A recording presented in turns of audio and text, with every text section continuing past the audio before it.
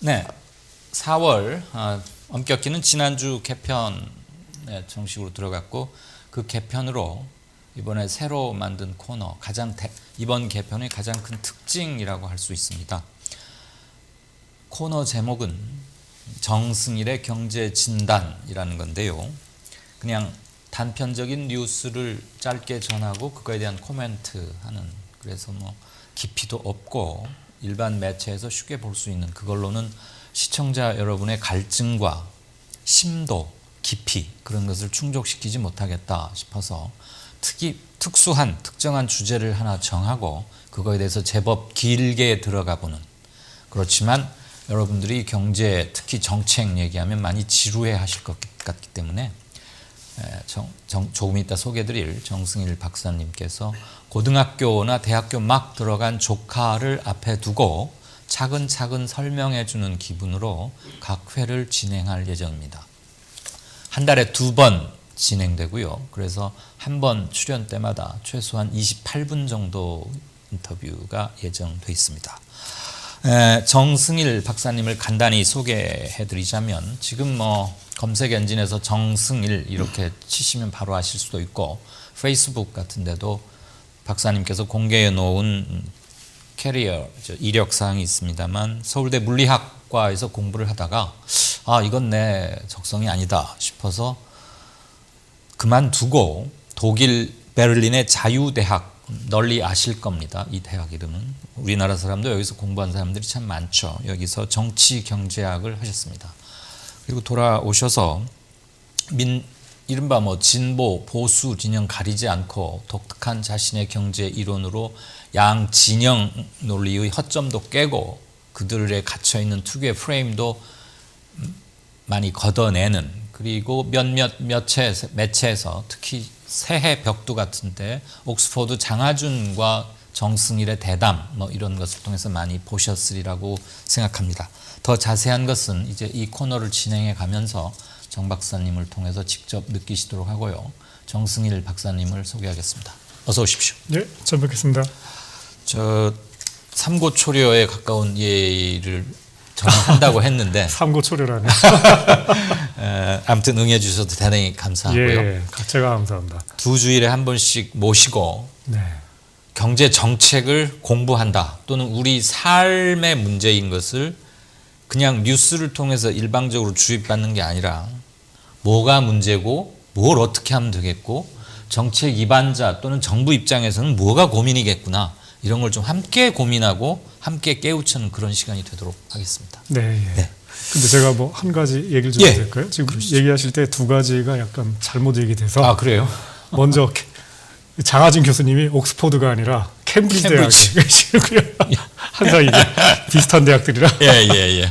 제가 그 서울대 물리학과를 공부하다가 그게 재미가 없거나 적성에 안 맞거나 그게 아니라 정말 재미있고 공부하고 싶었는데 제가 대학교 2학년 때 광주에서 사람들이 수천 명이 죽는 광주 그 학살이 일어났습니다. 5.18. 네, 5.18이. 그때가 대학교 2학년이죠. 제가 대학교 2학년 때였습니다. 그래서 제가 그거를 보면서 또 그 당시 또 그 일어나기 이제 일주일 전에 저도 뭐 서울역에 10만 명 모였고 그런 얘기도 들었고, 또 뭐 그 서울역에 모였을 때 바로 옆에 효창운동장에 공수부대가 진주하고 막 그랬거든요. 진압할 준비하고. 서울역 집회 때. 네. 그러니까 그런 뭐 얘기를 그때 김부겸, 신재철, 유시민 등등이 그래서 결국은 서울역 대회군으로 끝났던 그때 말씀이십니까? 그때 제가 왜 그걸 알고 있냐면은 그때 제가 그 서울대 학생회에서 그 플래카드 같은 걸 만드는 걸 도와주고 있는데 시민들이 제보 전화를 하는 거예요. 학생회 전화로. 지금 망우리를 넘어서 탱크들이 가고 있다. 서울 시내로? 네, 서울 시내로 가고 있고, 그 다음에 효창운동장에 지금 공수부대들이 진주에서 지금 진압할 준비를 하면서 총칼, 착검하고 칼로 찌를 준비를 하고 있다. 이런 얘기를 제가 듣고서 서울역에 가니까 저는 갈 때 죽는 줄 알았어요. 가면은 뭐 사격 일어나고 뭐 기관총으로 쏠 줄 알았는데 웬걸 그냥 평화롭더라고요. 그래서 이건 아닌데 했는데 또 밤에 또 철수한다고 서울 학교로 다 돌아가라고 그러더라고요. 그래서 이래도 되나?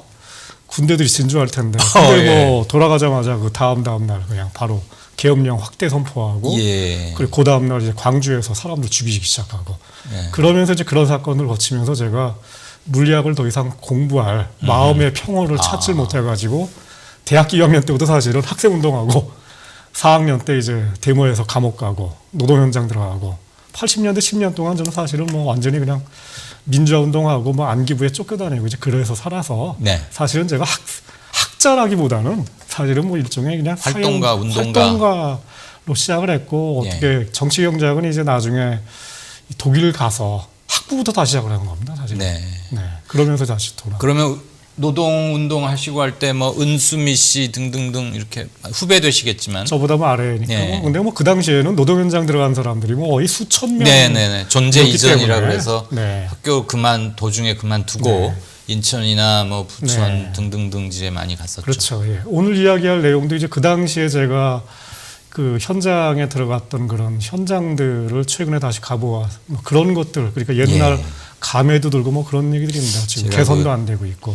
그런 괜히 얘기입니다. 물리학과 얘기를 꺼내가지고. 아닙니다. 그런데 결과적으로는 자연스럽게 선생님이 어떻게 젊은 10여 년을 보내오셨고 그 끝에 정치경제학 공부를 시작하게 됐는지까지가 제가 어떤 사람인지를 몰라가지고 특히 장하준 정승이를 하면은 뭐 재벌 편이다, 박정희 전두환 편이다, 개발 독재 옹호한다 뭐 이런 얘기를 많이 하는데 절대로 그런 거 아니고요.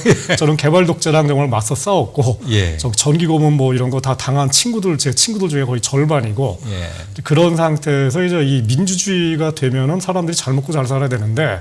다들 아시는 것처럼 민주화가 된 게 한 20년 됐는데 하필이면 그 20년 전부터 우리나라 사람들 특히 서민들의 삶이 별로 그렇게 좋지 않지 않습니까? 아주 일부 빼고는.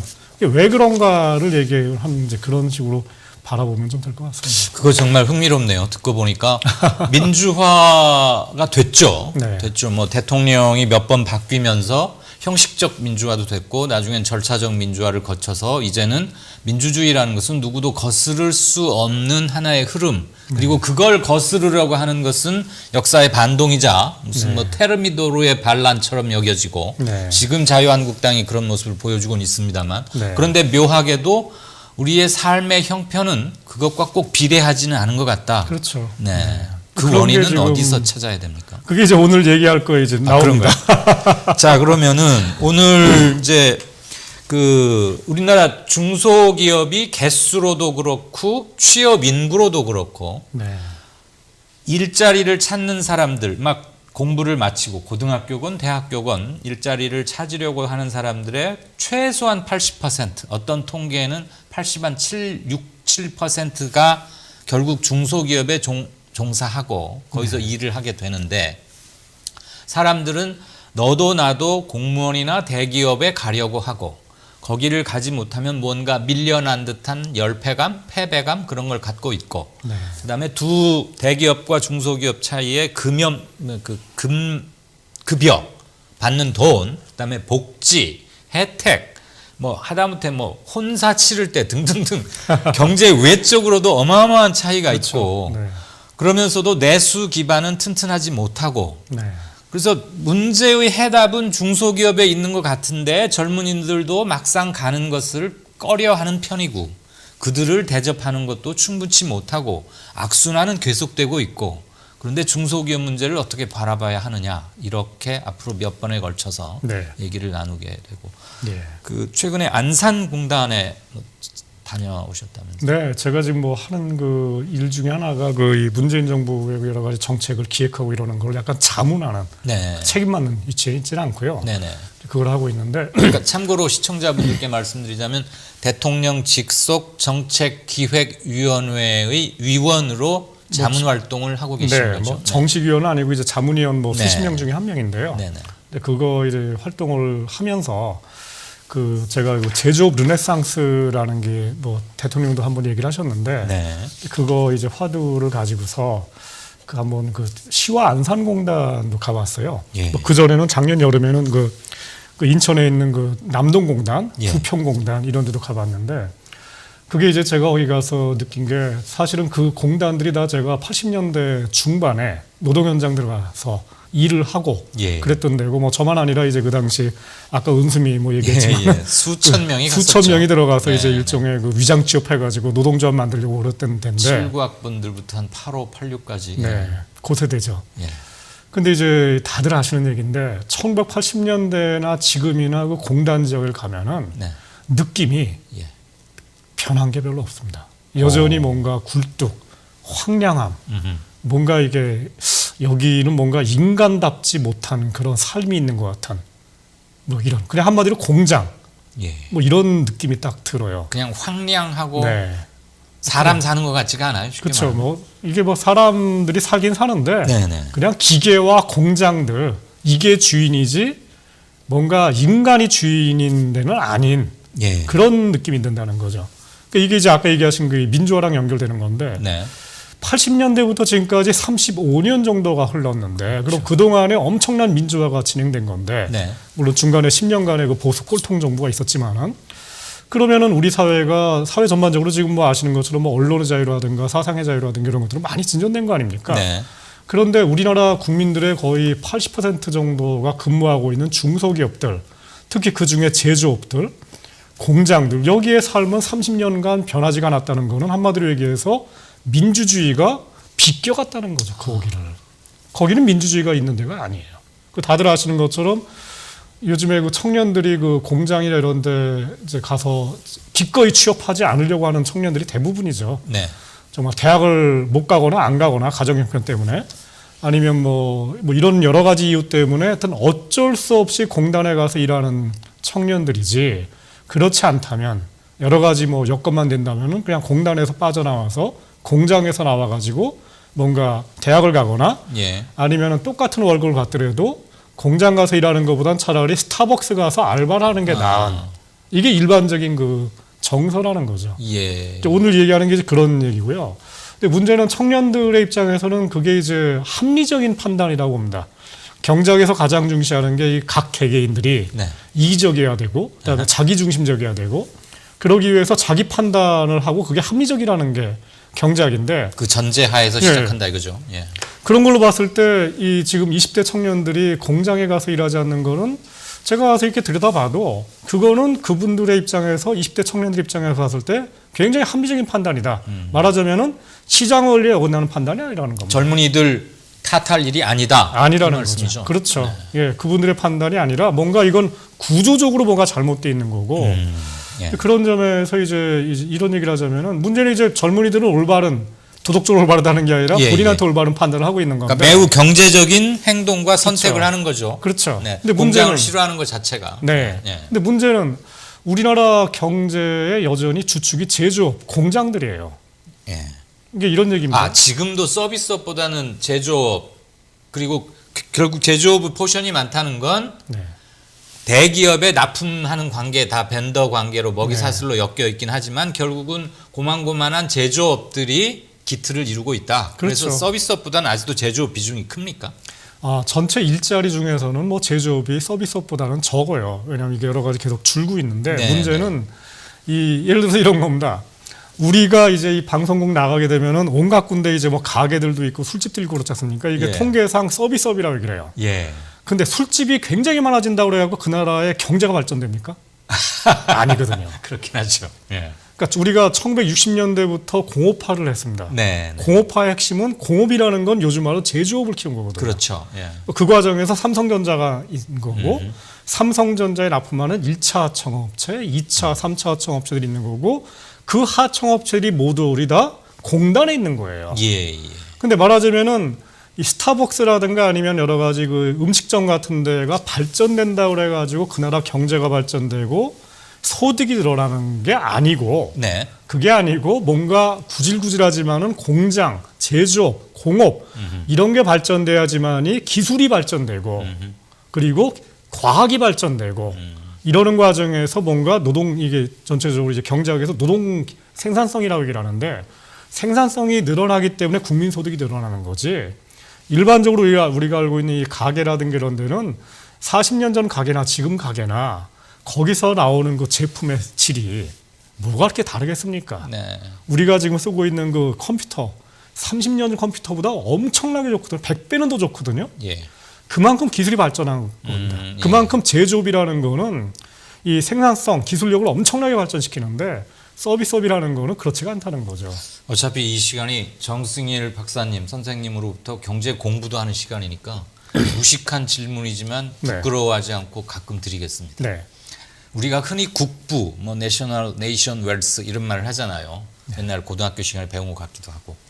그럼 제조업 2차 아까 그 황량하고 사람은 없어 보여서 왠지 젊은이들이 오기 꺼려 한다는 이른바 그 공단, 안산, 시화 등등 대불 전국에 굉장히 많은 공단. 거기에서 만들어지는 것은 국부 창출로 이어지고 스타벅스나 술집에서 일어나는 매출은 국부 창출로 잡히지 않습니까? 국부 창출로 GDP에는 잡히죠. 왜냐하면 경제학에서는 그런 것까지 잡히는데 예를 들어서 이제 좀 전에 그 국부를 얘기를 할 때 국부론을 쓴 사람이 아담 스미스라거든요. 그게 내셔널 웰스라는 개념인데 이렇게 생각해 보십시오. 한 나라에 그 이 가게라는 거는 이미 만들어진 물건을 팔거나 이러는 데 있고 그다음에 뭐 음식점이라는 걸 소비하는 데지 그 음식 자체에 들어가는 그 이 재료들 가령 뭐 고기라든가 쌀이라든가 야채라든가 이런 것들을 생산하는 데는 아니거든요. 그렇죠. 그건 농민이나 축산민이 하죠. 축산민이 하는 거고 그다음에 이제 우리가 알고 있는 이 방송국의 모든 기자들은 전부 다 공장에서 만들어진 거죠. 근데 만약에 우리나라에 이런 공업이 없다면은 이런 자재들 전부 다 수입을 해야 됩니다. 그렇죠. 근데 이 자재만이 아니라 자동차도 수입하고 컴퓨터도 수입하고 모든 걸 수입하는 나라들이 있죠. 가령 벵글라데시 같은 나라들. 그 나라들은 오로지 농업밖에 없는 거예요. 네. 그렇기 때문에 가난한 겁니다. 아하. 선진국일수록 공업이 발전되어 있습니다. 예. 그리고 물론 이제 유별나게 공업만 아니라 이제 이 금융 같은 게 발전되어 있는 이 뭐 영국이라든가 뭐 이런 나라들이 있는데 그런 나라들도 역시 유럽이라는 그 제조업 국가들 중에 일부 그냥 뭔가 서비스를 하면서 금융이 있는 거지 제조업 없이 선진국이 된 나라들은 없거든요. 그리고 이게 바로 장하진 교수님이 나쁜 사마리안이라든가 이런 데서 얘기하는 바입니다. 제조업을 키워야 된다. 그래 그것을 시장 논리만 가지고 부족하니까 국가가 민주공화국에 개입해서 키워야 된다라고 얘기를 하는 거죠. 예. 자, 그럼 다시 이제 그 젊은이들은 일자리가 없다고 아우성이고 중소기업 최소한 80% 이상의 뭐 숫자로든 비중으로든 그만큼을 차지하고 있는 중소기업에서는 일할 사람이 없어서 아우성이고 그 틈을 메꾸는 게 지금은 외국 이주 노동자들이 싼 노동력에 의거하고 있고 나라에서는 굉장히 많은 돈을 써가면서 일자리 지금 당장 문재인 정부도 당면한 가장 큰 문제 중에 하나가 일자리인데 거긴 물론 청년 일자리, 중장년 일자리, 노령 일자리가 다 있습니다만 이게 미스매칭 되고 있는 거잖아요. 일자리를 늘리려고 돈은 많이 쓰는데 청년들은 거기는 안 가려 하고 눈높이에 맞는 양질의 일자리를 달라고만 하고 그건 그렇게 쉬 안 만들어지고 그다음에 중소기업은 사람을 못 구하고 있고 그러면 언제까지 이 악순환 미스매칭을 해결할 방법이 없을까요? 네. 그러니까 이제 그러면은 이제 문제를 일단 원인이 뭔지를 좀 찾아봐야죠. 근데 이게 이 공단에 가면은 이제 금방 다 느끼는 건데요. 1980년대 되고 공단에 가면은 그 공단 안에 정말 기계와 트럭과 뭐 이런 것만 있었지. 그 근처에 무슨 다방, 옛날엔 다방이라고 그랬죠. 요즘에는 뭐 카페라고 얘기하는데 요즘에도 가보면은요 카페 하나가 없어요. 공단 전체에. 그리고 뭐 스포츠 시설, 뭐 예를 들어서 뭐 족구장, 탁구장, 젊은이들을 축구장. 유인할 그 어떤 것도 없군요. 뭐 예를 들어서 그러니까 소외감밖에 느낄 수가 없네요. 일이 끝나면은 어디 가서 데이트도 하고 그래야 될 거 아닙니까? 뭐 그러면은 뭐 스타벅스라든가 제가 스타벅스 이제 광고하는 것 같은데 뭔가 카페라든가 이런 게 있어야 되는데 그런 게 없어요. 다 공단 밖에서도 한참을 나가야지만 있으니까. 그러면은 시내까지 한 3, 40분, 1시간 이상을 이동을 해야 겨우 그런 데 올 수 있는. 거기다가 이제 최근에는 그 최저임금이라는 것이 뭐 저도 최저임금 올리는 거 찬성을 하는데 최저임금 정책을 계속 적용을 하다 보니까 지금 공장에서 일하나 이 도시 내에 있는 그 서비스 직종 그러니까 아마 카페 같은 데서 일을 하나 이 지금은 임금 격차가 별로 없습니다. 그러다 보니까 똑같은 월급 받으면은 내가 굳이 더군다나 냄새가 나는 거기 가서 일을 하냐 이거예요. 근데 실제로 공장에 가면은요. 그 작업 과정에서 발생하는 여러 가지 기계 냄새, 유해 물질들이 발생을 하니까 네. 그러면 이제 시내에서 그냥 어떻게 편하진 않지만은 네, 뭐 손님들로부터 구박도 그러지만은 그래도 카페가 낫다. 이런 식의 행동을 합리적으로 할 수밖에 없다. 그러니까 젊은이들을 경제적으로 유인해내는 데는 아직 실패하고 있다. 그렇죠. 그러니까 아무리 청년 일자리 정책을 많이 만든다 해도 경제적인 행동을 경제적인 동기부여를 해서 움직이지 못하게 하면 청년 일자리를 위해서 아무리 많은 돈을 쓰고 산업단지를 어떻게 만들어도 미스매칭은 계속될 것이다. 저는 지금 청년 일자리를 많이 만들어는 그런 정책을 했다고 하는데 네. 실제로 그런 게 있었나요? 제가 알기로는 별로 없거든요. 그러니까 실제로 문재인이었나요?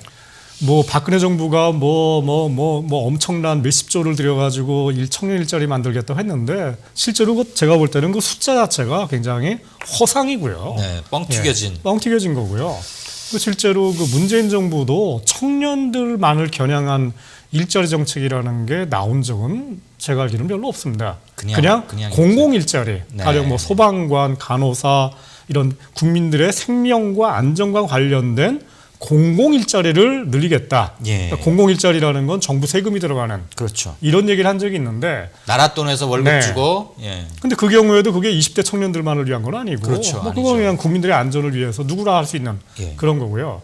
더군다나 지금 얘기하는 거는 이제 이 공단이니까 공단에 있는 공장들은 그건 정부 기업들이 아니라 민간 기업들이거든요. 네.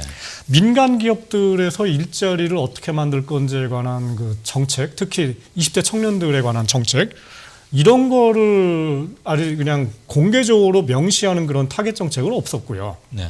그런 점에서 이게 다른 정책은 있습니다. 예를 들어 이제 이런 건데 지금 현재 그 문재인 정부가 그 한 2달 전인가 발표를 했고 그 다음에 실제로 올해부터 벌써 이 시범 사업을 시작을 하는 건데 스마트 산업단지를 만들겠다. 예. 이런 거를 문재인 정부가 발표를 했습니다. 보도도 됐었죠. 네. 저도 뭐 거기 찬성을 하는데 네. 그 스마트 산업단지 정책이 뭐 꼭지가 뭐 한 2-3개 정도가 돼요. 그 중에 첫 번째는 스마트. 뭐냐면은 공단 안에 있는 회사들을 빅데이터나 뭐 인공지능 이런 걸로 서로 묶겠다. 네. 뭐 이런 건데 저는 뭐 약간 회의적이긴 한데 어쨌든 간에 뭐 이 공단을 뭔가 지능화시키겠다. 뭐 RFID 이런 걸로 묶는다는 게 아니고 공단 간의 유기성을 네. AI 뭐 사물 인터넷 이런 걸 통해서 네. 뭐 하겠다 이런 겁니까? 뭐 아시는 것처럼 스마트 시티라는 건 아시잖아요. 네네네 들어봤죠. 스마트 시티가 되면은 뭐 도로에다가 센서 뭐 그다음에 이런 지능 뭐 통신 같은 걸 좀 만들겠다 이런 것처럼 예.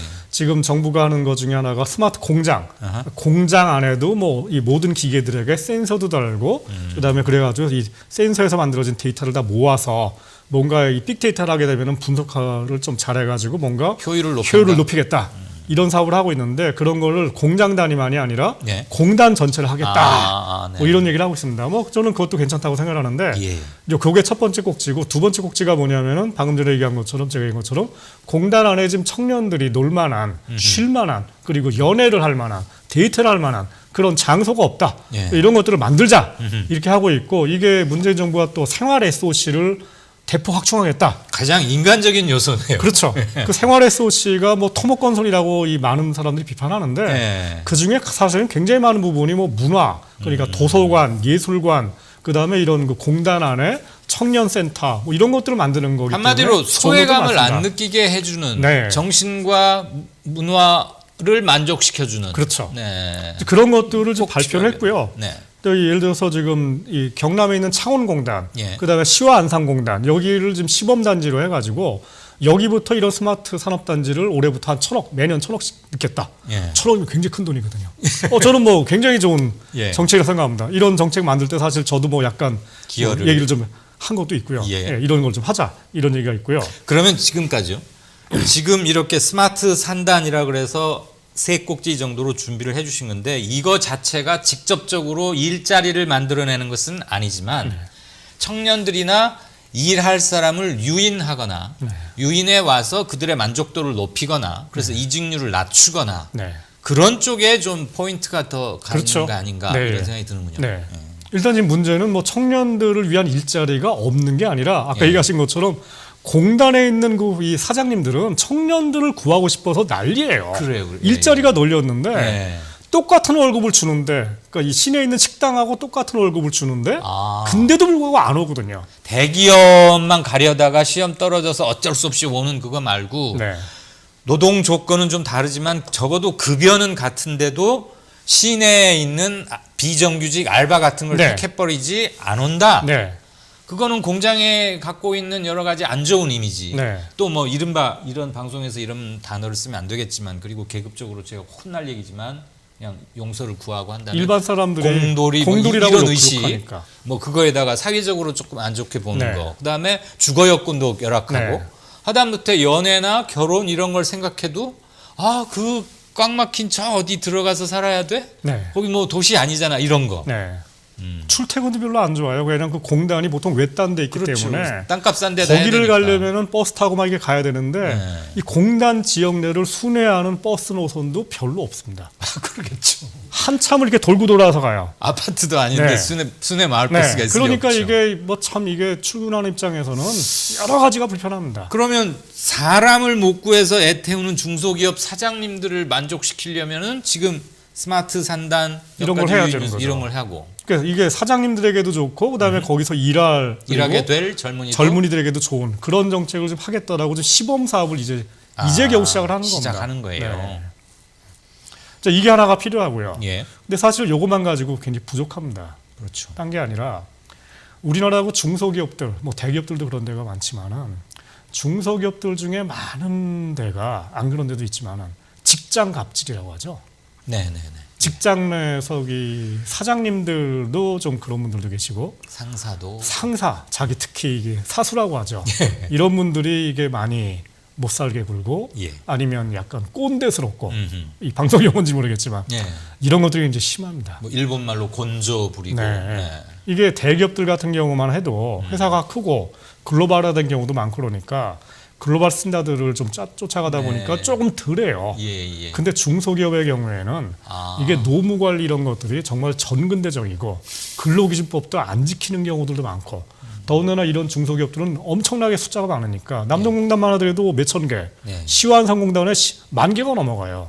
그러니까 이거를 단위 정부가 사업장이요. 네. 그럼 이 많은 그 업체들을 근로감독관, 정부 요원들이 그걸 다 일일이 다 가서 그냥 그 고충 처리를 할 수가 없어요. 네. 실적으로 네. 한 사람이 몇백 개씩 맡아야 할지도 모르는데. 그렇죠. 그래서 뭐 문재인 정부 공약 중에 하나가 근로감독관의 숫자를 늘리겠다, 뭐 2배로 늘리겠다, 뭐 이런 얘기도 나오고 있는데 아무튼 그것만 가지고는 안 된다 이거죠. 그래서 이 그 몇 달 전에 그 우석훈 박사님이 네.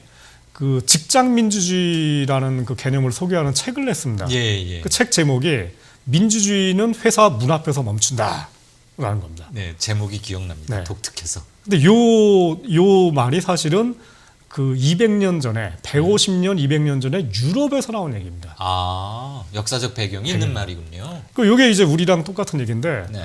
우리 사회에서 지난 30년간 민주주화가 진행이 됐는데 하지만 이 우리의 삶의 현장인 기업 내에서는 민주주의가 관철되지 않거나 아니면은 아무런 민주주의 바람도 불지 않은 아직도 층층 네. 시하에 명령과 지시만 네. 통하고 상명하복적이고 네. 수직적으로 내려 꽂히고 그거를 한마디로 독재라고 얘기를 하죠. 기업은 독재의 현장이지 민주주의의 대상이 아니라고 나는 생각을 하는 거예요. 그리고 경영자들은 그렇게 하는 이유를 회사가 일사불란하게 돌아가야 생산성이 높아지고 그렇죠. 회사가 잘 돼서 너희들 봉급도 올려줄 수 있다. 네. 뭐 이렇게 말하겠죠. 그렇죠. 네. 근데 문제는 이제 그렇게 하면서 봉급을 엄청나게 주면은 그나마 그냥 뭐 연봉 많이 받는 것 예. 때문에 열심히 참고 이러는 사람들이 있을 수 특히 있죠. 대기업에 요즘에 많습니다. 네. 뭐 제가 알고 있는 그 이 제자들 중에 은행 다니는 친구들, 대기업 다니는 친구들 막 월급 많은 거 하나 말고는 정말 내가 그냥 이 회사 정말 눈물겹게 다닌다는 친구들이 많아요. 아시는 것처럼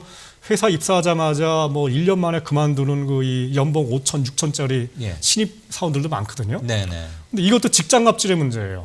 근데 이제 더군다나 중소기업의 경우에는 연봉도 적은데 갑질도 당한다. 야 때려쳐. 안 해. 2중 3중 보네요. 네. 그러면서 이제 보통 하는 얘기가 차라리 우리나라 뜨겠다. 헬조선이다. 이런 얘기를 하는 건데 이 헬조선 현상 중에 가장 큰 그 현상이 바로 직장 갑질.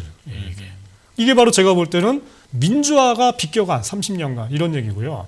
이게 우리나라에서 멀어진 게 아니라 서구에서도 19세기에 민주화가 쭉 됐는데 직장 내에서는 민주화가 진행이 되지 않으니까 민주주의는 회사 정문 앞에서 멈춘다라는 슬로건이 아니죠. 일종의 격언이 네네. 19세기에 나온 겁니다. 역사적 근원이 그때 이미 생겼고 네. 우 박사도 이거 저는 그냥 이 제목으로만 유추할 때 이거 우 박사가 만든 책 제목이 아니에요. 이게 저는 역사가 있는 책 그건 줄 제목인 알고 우석군이 또 잘 머리를 굴렸구나. 대처나 들어가면 굽신굽신하고 계급이 왕이니까 네.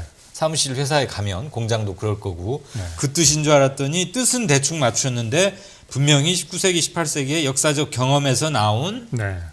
금원이군요. 금원 용어. 여기서 하나 또 제 자랑을 잘 하자면은 네. 이 직장 민주주의라는 그 개념이 이제 예. 영어로 워크플레이스 데모크라시라는 개념인데 워크플레이스. 이 개념을 지금 그 가장 많이 얘기하시는 분은 우석근 박사님인데 예. 사실은 이 개념을 책에서 제일 먼저 얘기한 분이 한 분이 아니라 사람이? 예. 저입니다. 아. 2년 전에 책을 하나 냈는데 그게 책 제목이 뭐죠? 누가 가짜 경제 민주화를 말하는가 이런 누가 가짜 경제 민주화를 말하는가? 라는 책입니다. 검색을 해봐야겠다. 예, 다음번에 언제 기회가 있으면은 해야죠. 그 책에 있는 내용도 한번 소개시켜 드리겠습니다. 그때 이미 workplace democracy, 직장 민주주의라는 개념을 네. 소개를 하시고 그럼 거기서 강조하고 싶으신 바는 뭐였던 거예요? 뭐 지금 얘기한 것처럼 민주주의에서 가장 중요한 게 이제 경제 민주화인데 네. 우리나라에서는 경제 민주화 하면은 보통 그 재벌 개혁, 재벌 해체 뭐 이런 거 재벌 해체 이런 얘기를 하는데 네네. 재벌 해체라는 건 사실은 일반 국민들 대다수가 보기에는 너무 먼 얘기예요. 삼성전자 이건희 회장 감옥 가고 이러는 거 다 요청을 하는 건데 저도 찬성을 하지만은 예. 어쨌든 그거는 굉장히 엄청난 부자들 얘기고 나의 예. 삶의 현장은 지금 당장 내 직장 상사가 나를 쪼고 있고 나를 힘든데 이거를 어떻게 나의 일상으로부터 이걸 민주주의를 관철시킬 것인가 이런 얘기를 하자는 거고요. 즐겁게까지는 아니더라도 즐겁게 일하면 더 좋겠지만 네. 우선 당장 즐겁게 일을 못하더라도 비참하거나 일을 꽉 다물면서 비인간적으로 일을 하지는 말아야겠다. 네, 더군다나 다들 아시는 것처럼 제가 20대였던 80년대만 하더라도 네. 그 당시에 그 공단에서 일하던 그 노동자들의 태반은 중학교밖에 못 나온 사람들이 많았어요. 농촌에서 태어나고 예.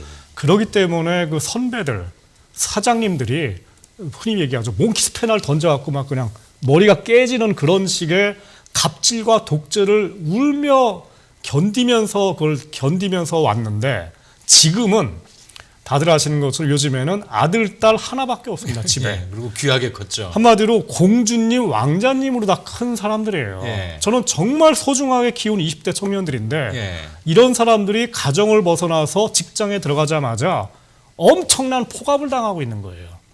문화적 충격이 대단하겠죠. 엄청난 문화적 충격이죠. 예. 집에서는 그리고 학교에서는 선진국 국민으로 자랐는데 회사에 들어가는 순간 제3세계 포갑의 현장이 되는 거예요. 이게 미스매치가 엄청나 심한 거죠. 지금. 시킨 대로 해야 되고 네. 창의력보다는 일단 네가 여기 와서 해야 할 기본 빵부터 잘해. 네. 그러면서 결국은 거대한 조직의 톱니바퀴화 되어가는 자신. 네. 이게 제가 볼 때는 이 선진국과 지금 개발도상국, 후진국이 지금 우리나라 직장 현실 내에 같이 존재하고 있고 저는 민주주의가 실제로 직장 내에서 관철되는 게 이게 바로 선진국으로 가는 선진국이 바로 이런 모습이거든요. 학교 성장기까지는 사실 좀 지나치게 떠받들어진달까? 그래 너 잘났어. 너 이뻐. 낮잠을 자건 뭐하건 간에 다 자유로잖아요. 요즘에 뭐라 못하니까. 선생님들이 이 아이들 요즘에 때리지도 못하는데 회사에 딱 들어가 보십시오. 그런 게 어디 있습니까? 저번에 방송에도 나왔지만은 구속되긴 했지만은 막 따기 때리고 구타 일어나고 인격 모독 이런 거는 일상적으로 많아지고. 그리고 어디서 뭘 배웠길래 너는 문서도 지금 이걸 문서라고 작성했어? 이런 말도 굉장히 아프겠죠. 그렇죠. 사원들에게는. 네. 그나저나 아까 이 코너를 시작하면서 들머리에 박사님께서 이 말씀을 하셨어요. 약 35, 6년 전, 그러니까 87년 아마 6월 항쟁쯤을 기점으로 잡는다고 해서 한국의 정치적, 사회적 민주화는 시작이 됐다. 약간의 후보와 진퇴는 있었지만 큰 흐름은 그렇게 왔고 대미는 촛불광장이라고 할 수도 있다. 네. 그래서 시민의 정부가 드디어 수립이 됐다. 약간 실망하는 점도 있긴 있지만 그런데 왜 공장이라고 하는 곳에 가면 35년간 정치와 정치와 사회를 휩쓴 민주주의는 왜 공장은 비켜갔을까요? 오늘 그 말씀까지는 듣고 1강을 마쳐야 될 것 같은데. 그게 제가 볼 때는 뭐 앞으로 우리 계속 얘기를 하겠지만 우리의 이 진보 쪽 민주나 진보를 지지하는 분들의 경제관이 민주주의에 걸맞지 않았다고 생각하는 겁니다. 제가 보기에는. 그게 이제 장하준 선생이나 이제 저랑 계속 얘기를 하는 거고요. 실제로는 경제를 민주화한다라고 얘기를 하는데 실제로는 그게 경제학 사상으로 봤을 때는 이 이른바 자유주의 경제라고 그러는데 경제 자유화 얘기였다. 말하자면은 경제를 어떻게 민주주의라는 개념으로 바꿀 것인가가 아니라 경제를 어떻게 하면은 시장 논리, 시장 논리에는 자유시장 논리도 있고 공정시장 논리도 있습니다. 그 중에 자유시장 논리는 이른바 우파 버전이고 약육강식 이런 건가요? 쉽게 말하면? 그렇죠. 그게 이제 약육강식이 정당하다라는 게 자유시장 논리고요. 시장이 놔둬라. 알아서 지들 뭐 잡아먹고 이러는 과정에서 자연의 생태가 유지가 승자만 살아남고 그게 자연이다. 그들에 의해서 재편되는 시장 질서가 결국 하면 된다. 근데 그런 게 이제 자유시장 논리고요. 케인즈 이런 사람은 나라가 좀 개입해서 뭘 이렇게 하자 이런 건가요? 말하자면? 뭐 케인즈는 뭐 여러 가지 뭐 복잡하지만은 뭐 하여튼 진보 쪽에서 얘기하는 분들은 이제 시장인데 공정한 시장을 하자 이렇게 얘기를 하죠. 그래서 이제 경제 민주화를 얘기를 하면은 뭐 다들 누구를 생각하십니까? 김상조 공정거래위원장이 바로 경제 민주화를 대표하는 분이에요. 근데 이제 뭐 제가 이런 얘기를 하자면은 제가 좀 전에 안산 시화공단 얘기를 했는데 그러면은 거기에서 지금 청년들이 저렇게 여러 가지 뭐 힘든 그런 이유가 본질이 그리고 모든 것의 궁극적 원인이 대기업 내지는 재벌들의 갑질 때문이냐? 그것만은 아니다. 저는 그건 아니라는 거죠. 여태까지 우리나라 경제 민주화 담론은 오로지 공정거래위원회 김상조 위원장님 그분이 이 문제 전체를 해결할 것이다 라고 믿은 거예요. 근데 아시는 것처럼 뭐 비판도 받고 그러지만 저는 그게 김상조 위원장님 개인의 어떤 뭐 그런 것이 아니라 저는 이 담론 그 자체 스토리텔링 그 자체가 한계가 있다. 좀 전에 얘기했처럼 직장민주주의란 개념은 어디 간 거야 도대체.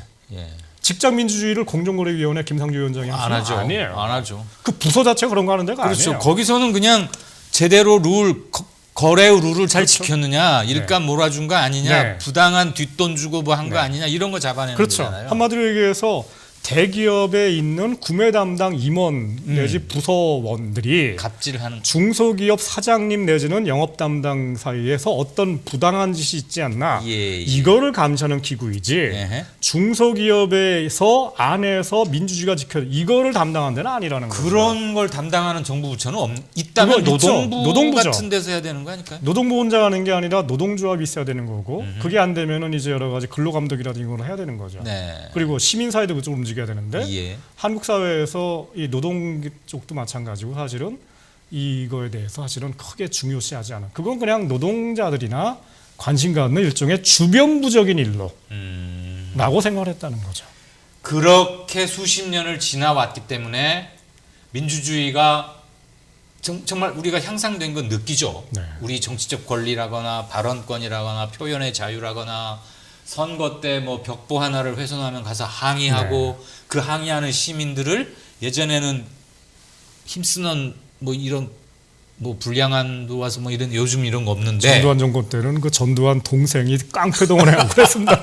선거 때 그랬는데 유독 우리가 지금 집중적으로 앞으로도 얘기하게 될 이른바 공단 중소기업들이 많이 모여 있는 집중적인 공단 그곳에서 열패감을 갖고 살아가는 젊은이들 또는 그곳이 싫어서 어떻게든 발버둥 치고 나가려고 그러고 안 들어오려고 그러고 그곳에서 살아남으려고 젊은이들을 유치해야 되고 안 되니까 외국인 노동자들이라도 데려와서 공장을 돌려야 하는 이 사람들 여기에는 민주주의가 한 번도 지나간 적도 없고 그러니 외형적으로도 민주화가 되지 않았고 그 내부적으로도 직장 민주화라는 것은 개념조차도 생소했다.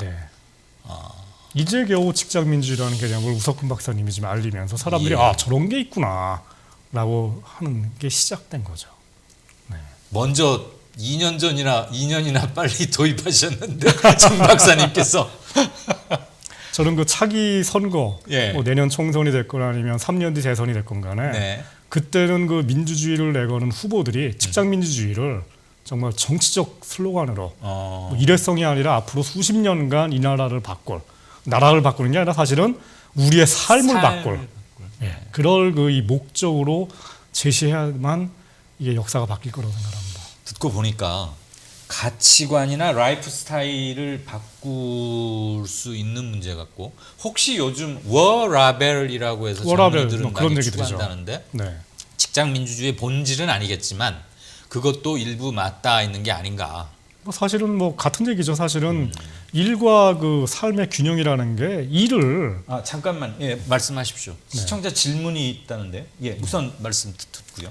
그러니까 일을 적절하게 하고 생활을 충실하게 하는 게 워라벨의 기본적인 얘기 아닙니까? 그럼 그 일터에서도 뭔가 나의 삶이 충실해야 되죠.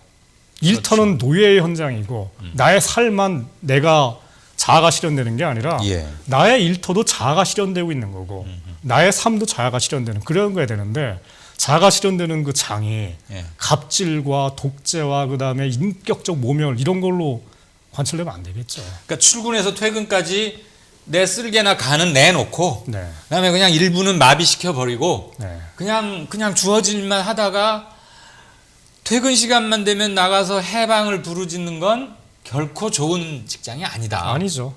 그걸 이제 옛날에 뭐 이 노동의 소외라고 얘기를 하죠. 에릭 프롬이라고 하는 사람이 있습니다. 뭐 그런 사람들이 이제 그걸 소외라고 얘기를 했죠. 그런 소외된 직장, 소외된 일터가 아니라 나의 그 이 삶이 실현되는 그런 일터를 만들려면 가장 기본이 민주주의가 돼서 나의 권리, 나의 그 발언권 이런 게 거기 지켜져야 되는 거죠. 알겠습니다. 지금 시청자 게시판에 몇 개가 좀 올라왔는데요. 우선 소장님 말씀이 귀에 쏙쏙 들어온다. 립 서비스는 아닙니다.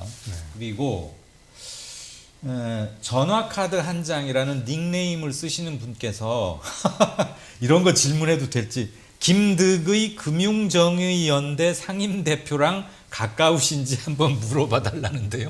가까울 정도는 아니고 그냥 가끔가다 뭐 이런 뭐 가끔 대화를 합니다. 지금 듣고 계시죠? 얼만큼 뭐 친소 관계라기보다는 일 때문이건 뭐 어떤 일 때문이건 자주 대화하시는 사이랍니다. 자주는 아니고 뭐 1년에 뭐 한두 번. 알겠습니다. 답변이 되셨나 모르겠고 또 뭐 그 정책이나 경제학 관련해서 물어보시는 줄 알았더니 우 박사님도 한번 모셔야겠다고 제안하는 우석훈 박사님도 한번 모시죠. 시청자도 왔고요. 여행 스케치님께서는 역시 장하준 씨처럼 친재벌적인 분이 아니신지 모르겠다. 사회 경제적 양극화와 민주주의 발전이 동시에 일어나고 있는 현 한국에서 재벌 해체 없이 어찌 한 걸음이라도 나갈 수 있겠습니까? 이런 자신의 견해를 주셨고요. 재벌 해체 그거는 뭐 다음번에 뭐 기회가 있으면 또 그때 얘기를 하죠. 그 방금 조금 내려봐 주실래요? 스크롤을? 아니 제가 읽었던 그거 어느 분인지 여행 스케치님 격주로 출연하십니다. 정 박사님께서요. 그때 아마 틀림없이 재벌 해체는 당연히 경제 민주화와 함께 언급할 핵심 요소이기 때문에 그때 언급이 있으실 거고요. 꼭 들어주시면 좋겠습니다. 격주 화요일 이 시간에 늘 나오십니다. 그리고 다음 분, 궁극적으로 우리네 노동자들이 인사와 경영권 등 회사의 주요 결정 사항 등에 참여해서 영향력을 행사할 수 있는 권리를 가져야만 직장 민주주의가 실현되지 않을까요? 라고. 맞습니다. 뭐 사실 제가 얘기하는 게 무슨 뭐 유토피아가 아니라 독일 같은 경우에는 이미 제가 얘기하는 그런 것이요. 뭐 이미 60년, 70년 전부터 하고 있고요. 지금도 하고 있고요. 6, 70년 전이면 이미 2차 대전 그 무렵 2차 대전 끝나자마자 나치가 패망되고 나서 독일이라는 특히 서독을 동독이 아니고요. 서독을 4대 강국이 분할 점령하죠. 그 중에서 영국군 점령 지역. 근데 그 영국이 2차 대전 끝나자마자 선거를 했는데 처칠의 보수당이 선거에서 지고 노동당이 집권합니다. 단독으로. 그 노동당이 자기들이 하고 싶은 제가 얘기하는 이런 거를 영국에서 못하고 독일에서 그거를 패전국 독일의 분할한 그 지역에서 거기서 이제 하라고 해가지고 이게 들어가요. 법률로 이제 시행이 돼가지고 그때 이제 조그맣게 시행이 돼. 그때는 이제 그 당시 독일의 기간 산업이 석탄, 철강, 알사스 로렌 지방의 거기부터 시작이 돼가지고 그 다음에 이제 가장 많이 확대된 게 1960년대 말, 70년대 초에 빌리 브란트 수상. 네. 빌리 브란트 수상이 독일 역사상 가장 경제 민주화 내지는 직장 민주주의를 많이 한 분이에요. 복지도 사상 최대로 올렸었고 지금 독일 그때보다 못합니다.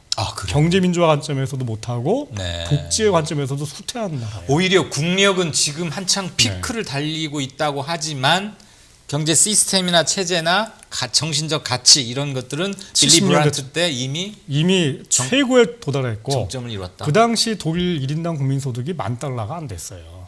우리보다 훨씬 가난한 나라였는데. 우리보다도 가난했다고? 지금의 우리보다? 지금의 우리보다.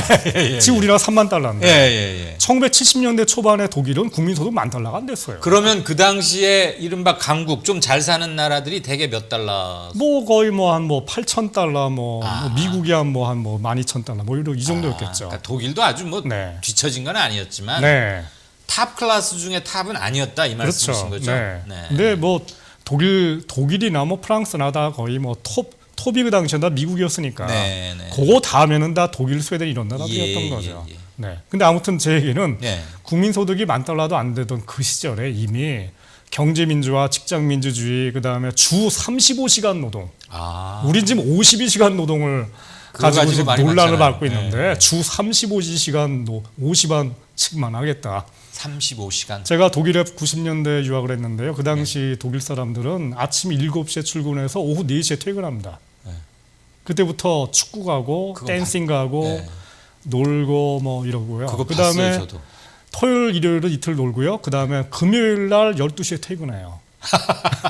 그러니까 토일 이틀 풀로 쉬고 금요일 반나절 일하고 2.5일은 완전히 쉬는 거군요. 그 다음에 주 40시간 이상 일하면은 뭔가 제재 페널티 받고. $10,000가 안 됐는데도 빌리 브란트가 확실히 밀어붙였다 이런 거죠. 빌리 브란트를 우리나라에서는 이 동서독 관계를 평화롭게 했다. 그거로만 주로 많이 알고 있는데 그거만이 아닙니다. 독일 역사상 가장 진보적인 정부였어요. 그러면 정 박사님이 보시기에는 지금 독일이 이렇게 구조가 탄탄하게 짜여 있어서 국력이 융성하고 기술력도 높고 이런 것들의 토대가 그 오랜 직장 민주화니 노동자들의 권익이니 이런 것으로 인해서 노동의 질이 좋아지고 직업에 귀천이 없고 누구든 소속감을 느끼고 이런 것들로 인해서 가능해진다. 이런 건가요? 그러면 지금 한 분만 더 보고요. 여행 스케치님이 조금 길어지더라도 청취자분들 시청자분들 어차피 틀어놓고 일하시는 분도 있을 테고 이동 중이실 수도 있고 한데 이건 경제 강의라고 생각하시고 1인 1표의 경영이 답인 것 같다. 주식 하나당 한 표가 아니라 주식 하나를 갖든 10,000개를 갖든 한 사람당 한 표로 경영진을 뽑고 회사를 민주화시켜야 하지 않을까요? 라는 견해도 주셨어요. 네, 제가 책에서도 그런 얘기를 했는데 민주주의라는 거는 $1 1표, 1원 1표가 아니라 1인 1표거든요. 1인 1표죠. 그렇죠. 내가 인간이기 때문에 투표권과 뭔가 주권을 전두환이도 한 표, 나도 한 표, 박사님도 한 표. 그런 거지. 내가 돈이 있거나 돈이 있어서 주식을 샀기 때문에 1표라는 게 아니라는 겁니다. 근데 주식은 지분율에 따라서 의결권을 행사하잖아요. 그렇죠. 그런 의미에서 내가 어떤 이 지분을 가졌기 때문에 회사의 의사결정에 참가한다. 이거를 이른바 이제 개념적으로는 주주민주주의라고 해요. 근데 저는 주주민주주의가 경제민주주의의 본질이 아니라 왜냐면 그거는 이 주주들만 해당되니까. 그리고 우리나라에서 주식 투자하는 분들이 많지만은 우리나라 국내 주식 전체 총량 중에 거의 80%를 외국인 가장 부유한 1%가 소유하고 있습니다. 주변에 있는 분들 아무리 많이 해봐야 엄청나게 돈 많은 사람들이 갖고 있는 이 주식을 당해낼 수가 없어요. 그 얘기 뭐냐면은 이 주주민주주의라고 아까 되게 되면은 사실은 돈이 상당히 많은 실제로 통계를 보면은 재산이 한 20억 넘어가는 사람들 개인 재산이 이런 사람들이 주로 투표권을 행사하지. 가용 금융재산이 최소한 20억쯤 되는 네. 사람이 가서 주총에서도 한마디 하고 투표하는 그렇죠. 거지. 한마디로 얘기해서 백주 갖고 있다고 뭐. 네, 그 백주 가지고 뭐 합니까? 뭐 저쪽은 10만 표 갖고 있고 막 이런데. 그러니까 그런 의미에서 네. 주주민주주의는 결코 직장민주주의의 구현이나 답이 아니다. 아니죠. 왜냐하면 더군다나 주주민주주의가 더 심화될 경우엔 그 주주들이 원하는 건 결국은 회사와 이익을 내라. 네. 그러려면은 뭐 다들 아시는 것처럼 야 월급을 왜 이렇게 올려주냐. 올려주는 그 사장은 나가라. 이런 얘기를 당연히 하는 게 우리가 보는 직원들 현상이죠. 쥐어짜서 쥐어짜야죠. 그 순익을 많이 해서 우리 네. 배당 많이 해라. 그렇죠. 더군다나 하청단 걸 왜 이렇게 많이 올려주려고 그래. 좀 더 깎지. 그러면 상생은 도저히 안 되는 거죠. 안 되죠. 예. 그러니까 저는 이런 것들이 바로 이제 우리나라 사회에서 지금 많이 지금 잘못 생각을 하고 있다. 그럼 주주민주주의라는 것은 그 회사의 이윤의 극대화만 추구하는 것이기 때문에 전체 경제 체제의 상생이나 이런 것과는 거리가 있을 수밖에 없고, 그렇죠. 거기에 종사하는 노동자들도 수탈하거나 수탈까지는 아니더라도 최대한 쥐어짜서 그들의 몫은 줄여야 내 몫이 커지니까. 그렇다고 보면 지향할 만한 제도가 전혀 아닌 것이고요. 방금 얘기한 식으로 내 얘기를 미국이라든가 유럽에서는 네. 진보 쪽 사람들은 다 그렇게 얘기를 합니다. 네. 근데 한국에서는 네. 이 못된 그 재벌들 때문에 네. 주주민주주의라도 해서 재벌들을 몰아내야 되는 게 아니냐라고 얘기를 한다는 거죠. 이번에 무슨 저 국민연금이 스튜어드십 코드인가 행사해가지고 조양호 씨를 사내이사에서 탈락시킨 것. 네. 그게 무슨 연금 사회주의냐 막 이렇게 공격을 하니까 연금 사회주의가 아니라 연금 자본주의죠. 국민연금공단 김성주 이사장이 어느 카톡 저랑 같이 있는 카톡방에서 연금 민주주의입니다. 뭐 이렇게 항변을 하던데. 뭐 저는 뭐 하여튼 그 조양호 뭐 그냥 뭐 물러나게 한 건 잘했다고 생각하고요. 왜냐면 너무나 못된 짓들을 재벌들이 많이 하니까. 하지만 우리가 항상 알아야 될 게 재벌들도 나쁜 그 자들이지만 네. 그 우리 사회가 예를 들어서 그 조양호 회장님 얘기 잘하셨는데 그 박창진 사무장이라고 있지 않습니까? 땅콩 회항 당했죠. 저는 궁극적으로 이 대한항공 같은 회사에서 땅콩 회항이 일어난 일이 뭡니까? 결국은 재벌 오너 일가가 그 회사에 다니는 직장인들을 찍어 누른 겁니다. 포갑했죠. 민주주의와는 그렇죠. 완전히 반대로. 주주들을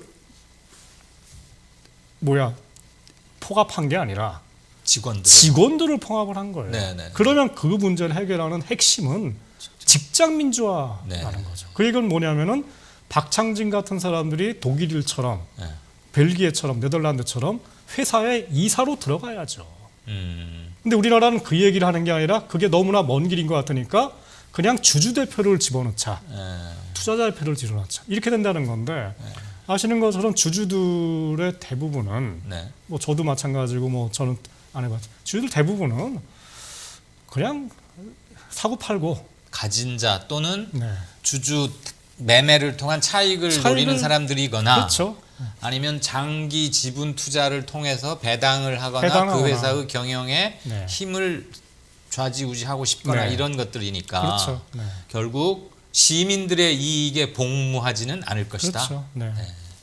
주주민주주의가 얼핏 그럴듯해 보이는데 그것은 재벌 체제가 너무 강고하고 그동안 억압적인 그 체제에 짓눌려 왔기 때문에 주주민주주의라도 해봐야 하는 것 아니냐는 소리가 나오는 것이지 그것은 결코 길게 봤을 때 가야 할 목표점도 아닐 뿐더러 오히려 주주민주주의라는 것은 폐해를 더 많이 갖고 있을 수 있다.